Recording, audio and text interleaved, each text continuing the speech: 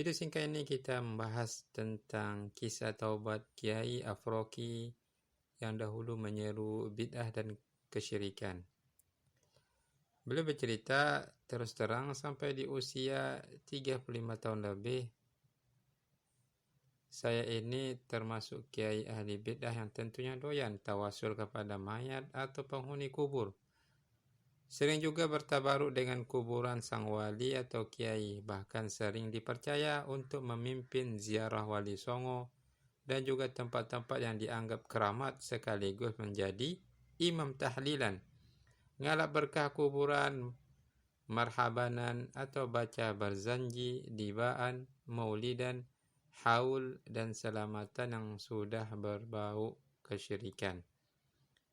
Kita dahulunya enjoy saja melakukan kesyirikan, mungkin karena belum tahu pengertian tauhid yang sebenarnya. Kiai Afroki dalam buku putih Kiai NU halaman 90. Kita biasa melakukan ziarah, ngalap berkah sekaligus kirim pahala bacaan kepada penghuni kubur atau si mayat. Sebenarnya hal tersebut atas dasar kebodohan kita. Bagaimana tidak? Contohnya saja adalah saya sendiri dikala masih berusia 12 tahun sudah mulai melakukan ziarah, ngalap berkah dan kirim pahala bacaan. Dan waktu itu saya belum tahu ilmu sama sekali. Yang ada hanya taklid buta. Saat itu saya hanya melihat banyak orang yang melakukan dan bahkan banyak juga kiai yang mengamalkannya. Hingga saya menduga dan beranggapan bahwa hal itu adalah suatu kebenaran. Kiai Afroki dalam buku putih Kiai NU halaman 210. Beliau adalah Kiai Afroki Abdul Ghani, pendiri sekaligus pengasuh pondok pesantren Rahmatullah. Nama beliau tidak hanya dibicarakan oleh teman-teman dari Kediri saja, namun juga banyak diperbincangkan oleh teman-teman pengajian di Surabaya, Gresik, Malang, dan Ponorogo. Keberanian beliau dalam menentang arus budaya para kiai yang tidak sejalan dengan Al-Quran dan As-Sunnah yang sahih telah berurat berakar dalam lingkungan pesantrennya.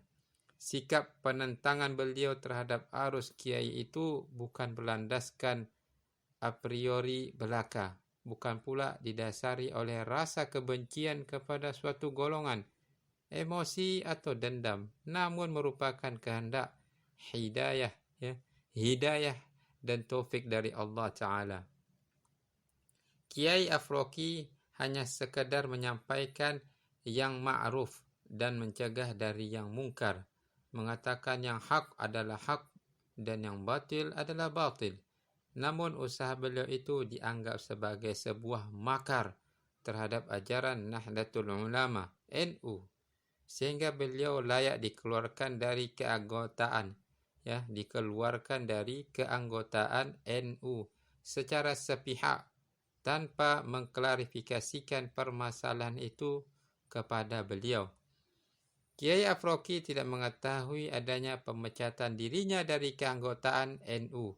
Beliau mengetahui hal itu dari para tetangga dan kerabatnya.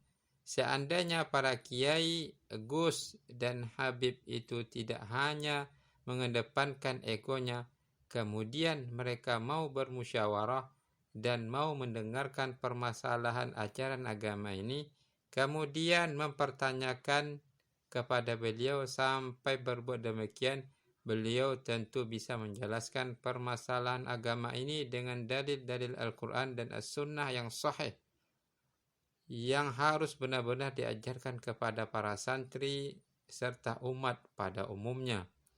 Seandainya para kiai itu mau mengkaji kembali ajaran dan tradisi budaya yang berurat berakar, yang telah dikritisi dan digugat oleh banyak pihak, bukan hanya oleh Kiai Afroki sendiri, namun juga dari para ulama Tanah Haram juga telah menggugat dan mengkritisi penyakit kronis dalam akidah NU yang telah mengakar, mengurat kepada para santri dan masyarakat.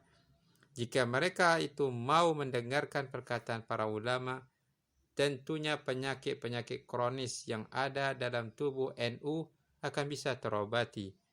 Akidah umatnya akan terselamatkan dari penyakit TBC, tahayul, bid'ah, khurafat, sehingga kiai-kiai NU, Habib, Gus serta asatizahnya, para ustaz, lebih dewasa jika ada orang yang mau dengan ikhlas menunjukkan kesesatan yang ada dalam ajaran NU dan yang telah banyak menyimpang dari tuntunan Rasulullah SAW dan para sahabatnya, maka insya Allah NU khususnya dan para alim NU pada umumnya akan menjadi barometer keagamaan dan keilmuan.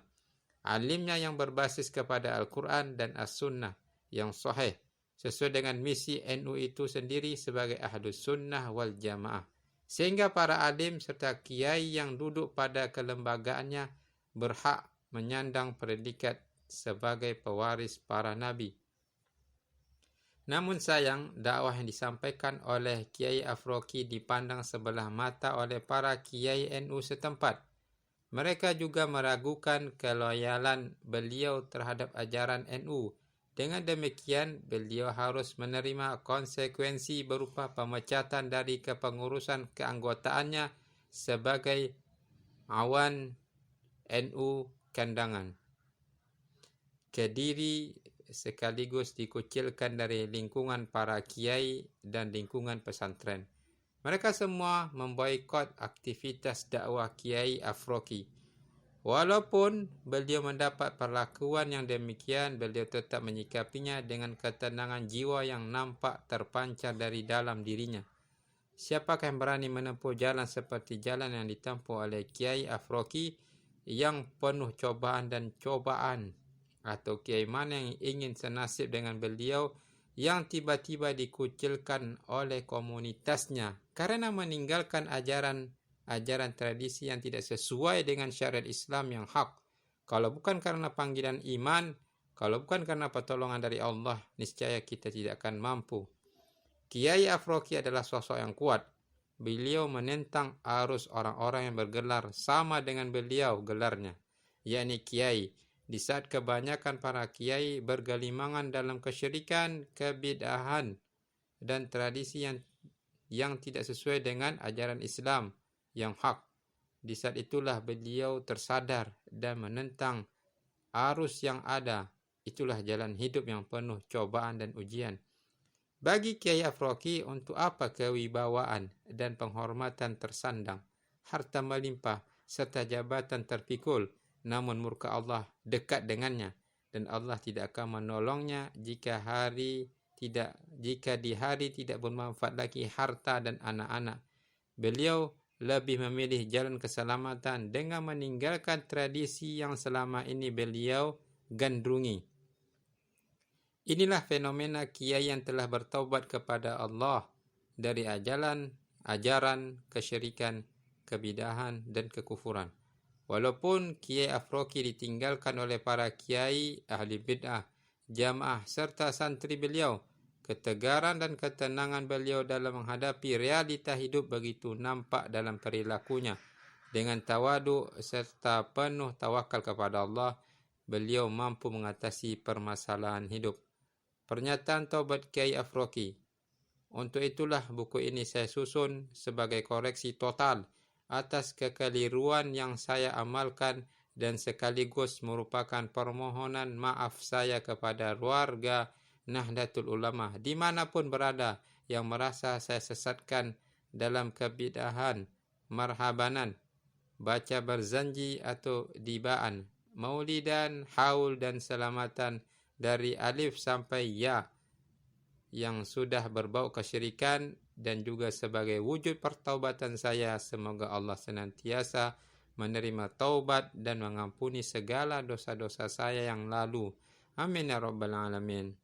Dinukil dan diketik ulang dengan pengubahan seperlunya dari buku putih Kiai NU oleh Kiai Afroki Abdul Ghani, pendiri dan pengasuh Ponpes Rahmatullah Kediri, mantan awam Syuriah MWCNU Kandangan Kediri. Catatan, nota ini ditulis hanya semata-mata sebagai nasihat, bukan karena ada alasan sentimen atau kebencian terhadap sebuah kelompok. Silakan share serta pergunakan.